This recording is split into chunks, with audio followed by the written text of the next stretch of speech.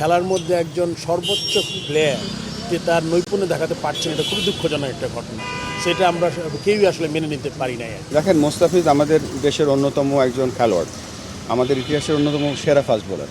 এবং আমরা এখানে ফারুক ভাই আছেন, খালেদ মাসুদ পাইলট আছেন, এখানে অনেক ক্রিকেটার্সরা এখানে আছেন। ক্রিকেটার্স যখন খেলতে যায় তখন তার মান সম্মান নিয়ে ক্রিকেট খেলে। সো আমরা সকলে যেখানে ক্রিকেট বোর্ডের কর্মকর্তারাও যারা আছেন বা ইনক্লুডিং মি, আমরা এটা ভালোভাবে নেই না। কখনো কোনো ক্রিকেটারকে যখন কোনোভাবে অমান্য করা হয়, সো অবশ্যই আমরা অসম্মান করা হয়, সরি। এবং এই জন্য আমরা সকলে মর্মাহত। এখানে ফারুক ভাই আছেন, সাখাওয়াত ভাই আছেন, এরা আপনাদের। বুলবুল ভাই, শেষ একটা প্রশ্ন, সেটি হচ্ছে যে মোস্তাফিজকে আইপিএল থেকে বাদ দেওয়া হয়েছে শুধুমাত্র রাজনৈতিক কারণে। সেখানে শুধু তাদের অফিসিয়াল কোনো তার পারফরমেন্স কিংবা ফিটনেস ওরকম কোনো কারণে না।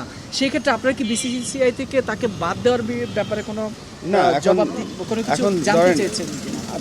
আইপিএলটা হচ্ছে বিশ্বকাপের পরে, ফিটনেসের কোনো কারণই নেই। যদি ফিটনেস থাকেও, মোস্তাফিজ তো বিপিএল খেলছে একেবারে ফুল ফর্মে।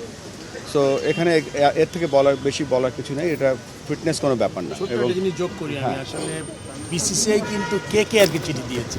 এটা কিন্তু আমরা একদমই পার্ট না, মানে কেকেআরকে বলেছে ওকে দলে রাখতে না।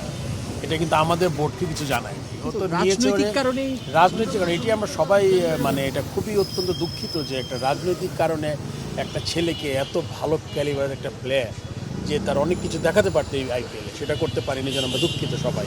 এবং এটা আপনি জানেন, শুধু মানে আমরা তো অবশ্যই দুঃখিত, প্রেসিডেন্ট বলেছেন অলরেডি। আপনি সচিন তেন্ডুলকর বলেন, বিরাট কোহলি বলেন, সবাই কিন্তু তাদের টুইট করেছে তাদের জায়গায় যে খেলার মধ্যে একজন সর্বোচ্চ প্লেয়ার যে তার নৈপুণ্য দেখাতে পারছেন, এটা খুবই দুঃখজনক একটা ঘটনা। সেটা আমরা কেউই আসলে মেনে নিতে পারি না।